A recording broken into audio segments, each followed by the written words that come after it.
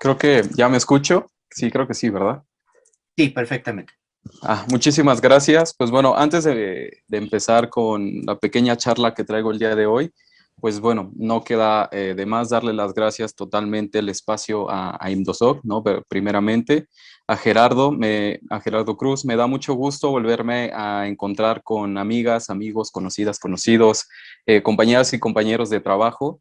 Me da mucho gusto también que Indosoc siga retomando este espacio como un espacio de apertura y de diálogo, que no haya desistido en dejar este espacio, ¿no? Sigue siendo importante hacer visible a las poblaciones migrantes, dialogar en torno de ellas, pero sobre todo esta parte de hacer visible a quienes están verdaderamente trabajando con las poblaciones migrantes.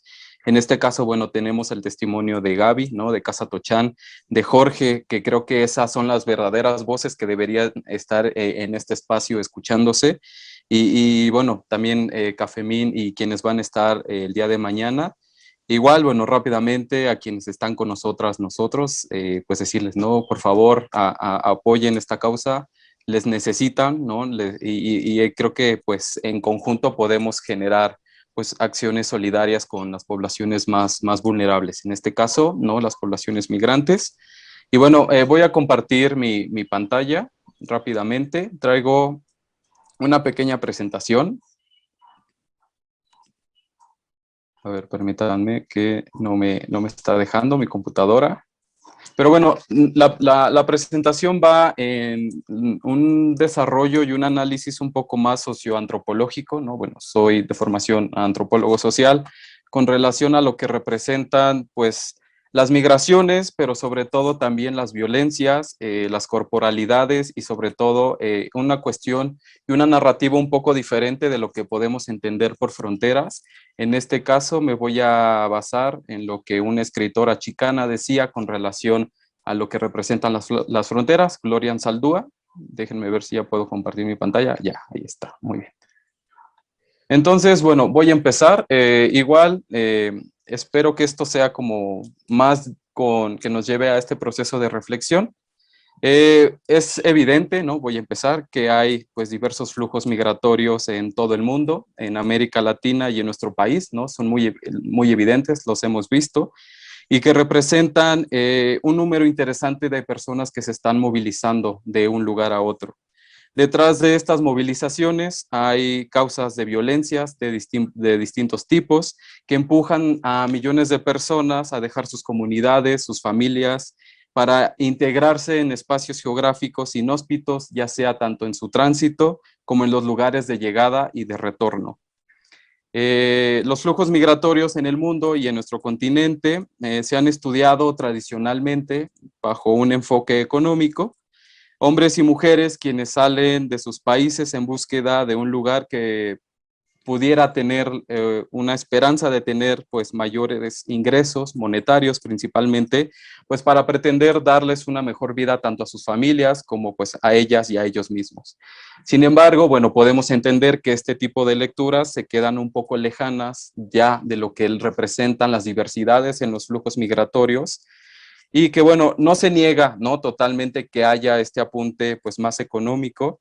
Sin embargo, debemos marcar que incluso estas desigualdades económicas pues representan un tipo de violencia estructural que los estados y las élites económicas tienen, ¿no? Y que vulneran sobre todo pues la vida de muchísimas familias en América Latina.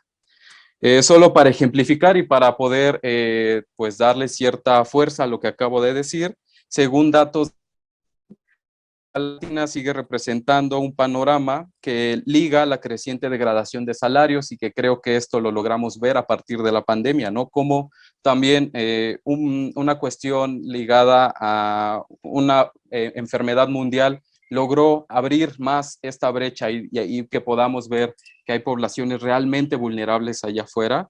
Falta de recursos, que también lo dejamos y lo dejó muy claro la pandemia. Programas sociales. Y bueno, todo esto en conjunto sigue manteniendo altos niveles, sobre todo de pobreza y de desigualdades. Estimando con datos de ahí del 2019, la existencia del 30.8% de personas viviendo en la línea de la pobreza y el 11.5% viviendo en la pobreza extrema. presentándose mayoritariamente en América Latina en países como Guatemala, Venezuela, Brasil y sobre todo México, en donde, bueno, más de la mitad de la población vive pues en estas condiciones. Las discriminaciones económicas en los países de destino, hablando cuando una población o una persona migrante llega a un tipo de destino, hay un tipo de violencia, ¿no? En torno a la cuestión económica. Esto puede reducir el ingreso asalarial de esas personas, de las poblaciones migrantes, hasta en un 6%. Es decir, que no solamente es la falta de capital económico, sino también los capitales culturales influyen mucho en esta cuestión de cuánto acceso a este ingreso económico pueden tener las poblaciones migrantes. ¿Cómo se relaciona? Pues bueno, la carencia de educación en su comunidad de origen, la no habla del inglés o del español en el caso de la llegada a México, el ser latino, el ser moreno, el no ser blanco, va determinando cuántos ingresos y cuáles son las posibilidades de poder encontrar un trabajo o un empleo en países como en Estados Unidos, Europa, bueno, pero también lo podemos ver muy presente en México. Sin embargo, ¿no? Ya con esta cuestión económica que tenemos, podemos seguir analizando las migraciones en América Latina, principalmente en México y en otros países como en Venezuela, pero bajo unos cánones y unos lineamientos que se conocen como violencias. Los conflictos armados, como ya nos lo hizo ver el testimonio de Jorge, inestabilidad política o guerrillas, guerras parecieran ser patrones que se van repitiendo en todo el mundo y se convierten en los principales factores para que el éxodo de miles de personas sea una opción viable, ¿no? Y viable entre comillas porque pues vemos que en realidad no es así. No está por demás remarcar que América Latina es una de las zonas más violentas de todo el mundo y tan solo aquí en este subcontinente ocurren más de la tercera parte de todos los asesinatos que se cometen en todo el mundo. Y la tasa de homicidios que se da en América Latina triplica lo que se considera como el estándar a nivel internacional, ¿no? Volvemos a entender y creo que cada una y cada uno de nosotros que vivimos en un país latinoamericano, vivimos en México, somos conscientes de los altos niveles de violencia que se viven no solo en nuestro país, sino en América Latina, ¿no? En Centroamérica también son muy evidentes. Las violencias así, bueno, según la OMS, vamos a pasar como a esta parte de la definición. Ya aquí cambio mi presentación.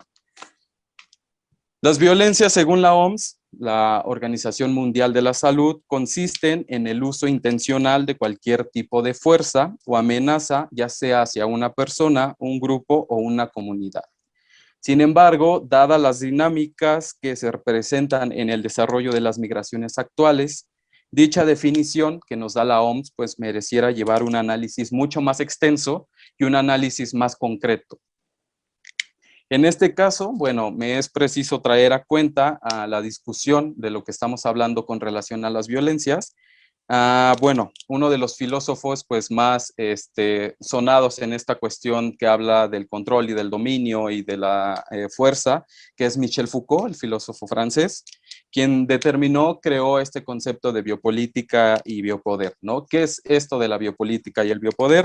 Pues son aquellas prácticas modernas que tienen los estados actuales para ejercer el control sobre los ciudadanos, ya sea a través de diversas herramientas, permitiendo así el control no solamente de poblaciones enteras, volviéndose así una medida disciplinaria en el desenvolvimiento, de las vidas sociales de las personas.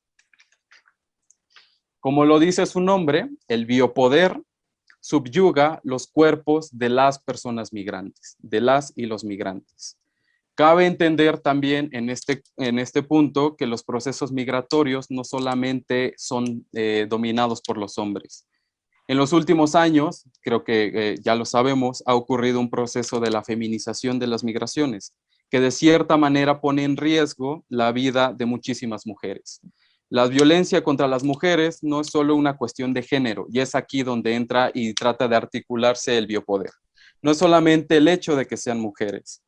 El género no solamente se localiza en su comunidad de salida, sino también en las ciudades y en los pueblos, ¿no? Es una violencia estructural que las va acompañando en su recorrido, las va acompañando desde que salen, en su tránsito, en el destino e incluso en el retorno. Así las fronteras, como lo diría Gloria Anzaldúa, dejan de ser espacios físicos. Vallas, muros, fronteras, líneas, montañas, cualquier cosa tridimensional y palpable que podamos ver y ocupar en el espacio. Gloria Anzaldúa nos dice que esto no solamente son las fronteras.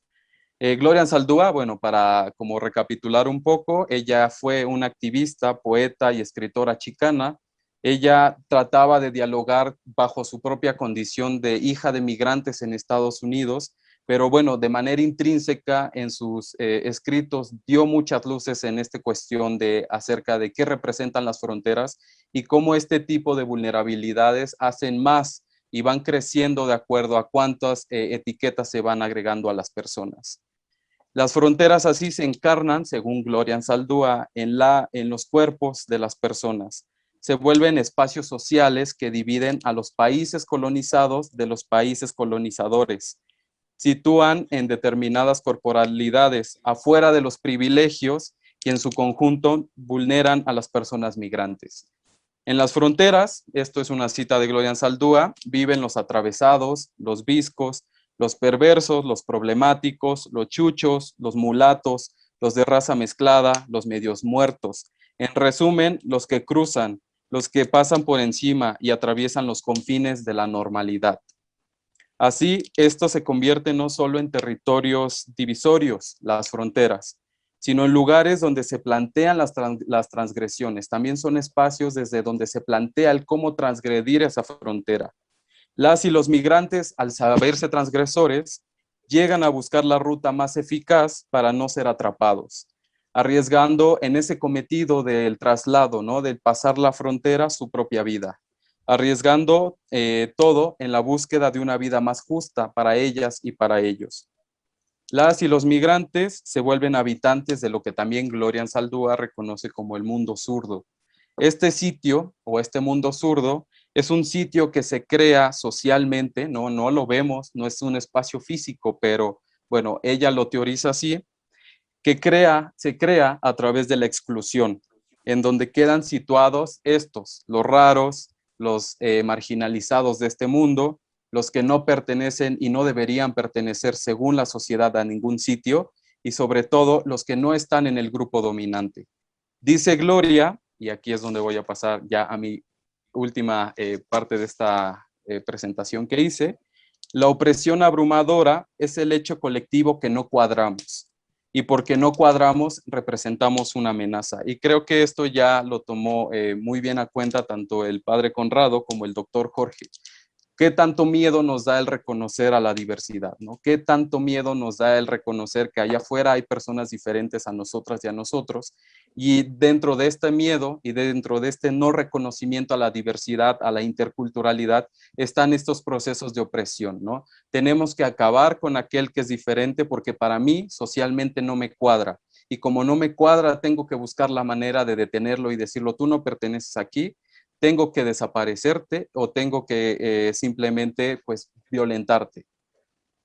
Dentro de este proceso también del mundo zurdo, Gloria Anzaldúa reconoce una nueva nacionalidad, si queremos llamarlo así, Nepantla, y no está en el Estado de México, no es el lugar de donde viene Sor Juana Inés de la Cruz. Para Gloria Anzaldúa, Nepantla es una palabra náhuatl, de las tantas variantes de náhuatl que existe en este país, que significaría, o hay una interpretación de decir en medio, intermedio. Para ella, las personas migrantes se convierten en nepantleras o nepantleros, estas personas que tienen una nacionalidad en la liminalidad, no son ni de aquí ni de allá, no son reconocidas como entes positivos, pero tampoco como entes negativos, ¿no? Siempre están como en esta dualidad moviéndose entre un lado u otro. Aquí, las violencias, es decir, son las herramientas que usa el biopoder, ¿no? Tomando a cuenta ya el biopoder y combinándolo con lo que dice Gloria Anzaldúa, en las sociedades. Las violencias son relaciones asimétricas de poder, que son multidimensionales, multidinámicas, que atraviesan cualquier ámbito del habitar social de las personas migrantes. Más allá, ya teniendo en cuenta todo lo que dialogamos de la connotación física y de fuerza que nos dice que es la OMS, las violencias son heterogéneas e interseccionales ¿Qué quiere decir esto? Que se van cruzando una con una, que no solamente corresponden a una sola cuestión. Ya lo hablábamos con las mujeres migrantes, no solamente es el hecho de que sean mujeres migrantes, muchas veces es el hecho de que son mujeres migrantes de piel morena, pero no solamente acaba ahí, puede ser una mujer migrante de piel morena pobre, una mujer migrante de piel morena pobre indígena. Entre más etiquetas se vayan juntando en la vida de las personas, más vulnerable se va haciendo y menos deseada su existencia va a ser. Va desde la cuestión de clase, de las llamadas y mal llamadas razas, desde el género, desde la discriminación, la segregación por orientación sexual, identidad de género, religión, etcétera. Y muchas veces se articulan unas con otras, volviéndose este combo de vulnerabilidades que agrava la vida y la permanencia de miles de personas en este mundo. En lo que cabe en el ámbito de las migraciones, una de las mayores violencias a las que se enfrentan las y los migrantes es a la criminalización. Y me pareció interesante este ejemplo que dio el doctor Jorge, ¿no? De cuando el migrante le pregunta, ¿te doy miedo? En nuestro imaginario colectivo, cuando vemos una persona con determinadas características que para nosotros y socialmente nos han hecho ver que representa una amenaza, pues obviamente diríamos que sí. Pero si lo analizamos, ¿qué hay detrás de este componente y de este discurso que tenemos, ¿no? De personas morenas tatuadas que representan violencia? ¿Y por qué no hacemos lo mismo con las poblaciones de piel más clara, ¿no? Y que igual podría estar tatuada. ¿Por qué no vamos generando este discurso? Es ahí, en este habitar mental y social, donde se van articulando estas fronteras que nos dice Gloria Anzaldúa. Entonces, bueno, regresando al punto, la criminalización es uno de los aspectos que violenta la vida de los migrantes. La formulación y categorización de estereotipos y así también la invisibilización, ¿no? Existe, sabemos que están las poblaciones migrantes movilizándose, pero no les queremos ver, ¿no? No queremos voltear a entender que hay personas movilizándose en todo América Latina y sobre todo en este país. Estos recursos son usados como dispositivos de poder, empleados principalmente en las políticas migratorias, no solamente las norteamericanas, sino también lo hemos logrado ver en países como México, que se emplean bajo la misma finalidad. En el imaginario colectivo se crea una otredad, ¿no? Esta parte de un otro que viene de afuera, un otro que representa una amenaza, una supuesta amenaza a la estabilidad social y que debe ser detenido, aprendido y en el mejor de los casos, esto pues es la última opción, deportado a su país de origen.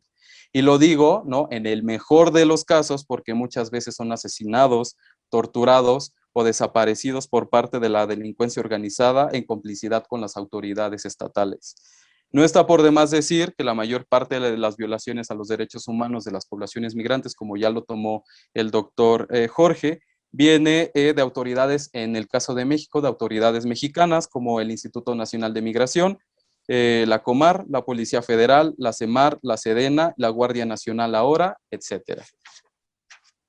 Dotándoles así a los migrantes de características de clase, raza y género, capacidades, aptitudes, comportamientos que los determinan y convierten en sujetos predeterminados, haciendo que los migrantes no autorizados sean más invisibles y también sean los más vulnerables frente a las autoridades migratorias, haciendo muchas veces difícil la posibilidad de ser reconocidos por algún familiar suyo, volviéndolos simples números y estadísticas, volviendo así a la vigilancia, a los panópticos, a las tecnologías del poder, los conductores de la invisibilización de las poblaciones migrantes, haciendo que desaparezcan, convirtiéndolos en sujetos fácilmente desechables, como lo marca el doctor Alfredo Nateras, investigador de la UAM Iztapalapa, en una entrevista que logramos hacerle hace un tiempo.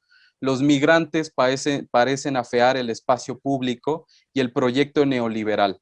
Por lo tanto, pueden y deben ser aniquilados y borrados del mapa. Así llegamos, ya vamos a ir concluyendo, ya casi voy concluyendo, a la posición de algunos teóricos para hablar de la evolución del biopoder que nos marcaba Michel Foucault, a la cuestión de la necropolítica o del necropoder, que es decir, la apropiación y aplicación de las tecnologías del biopoder pero para el dominio de los cuerpos y las poblaciones, pero integrando un elemento fundamental que es la comercialización de la muerte, convirtiendo el uso de la vida de los migrantes en un insumo la cual no sirve a las visiones o propósitos de las organizaciones delictivas del Estado, pues son desechables, ¿no? No me sirven tanto para mis fines lucrativos o mis fines económicos, las poblaciones migrantes, entonces son desechables. Para finalizar y para cerrar este pequeño análisis y desarrollo y propuesta que les traigo a todas y todos ustedes para analizar esta cuestión de las fronteras y de cómo las fronteras no solamente son espacios físicos, sino también son espacios sociales y que cada una y uno de nosotros tenemos interiorizado, ¿no? Y que vamos de manera consciente o inconsciente replicando allá afuera, es entender que, bueno, lo anterior o todo lo que les he comentado marca claramente un desentendimiento que los estados tienen hacia sus ciudadanos, donde son los pobres, las mujeres, los y las jóvenes, perdón, los indígenas, los niños, los no blancos, los no hegemónicos, aquellos que sufren las consecuencias de todas estas violencias que les he comentado. Y la aplicación de las biopolíticas, tanto en los lugares de origen como en los lugares de tránsito y destino, se vuelven fundamentales para la aplicación de estas cuestiones de las violencias. Por lo que el problema no es necesariamente las personas, no son los migrantes, no son las migrantes, sino todo lo que se refiere a las tecnologías del poder y que los estados tienen para regular sus intereses y sus beneficios y para lo que puedan obtener a consta de las vidas humanas, que en este caso estamos hablando de las compañeras y compañeros migrantes. Entonces, rápidamente mi reflexión va en cuestión a entender cómo de manera sistemática estamos teniendo y replicando estos sistemas de dominio, ¿no? Hay un elemento fundamental que es el biopoder que está efectuando desde arriba, pero no se ejerce solamente desde arriba.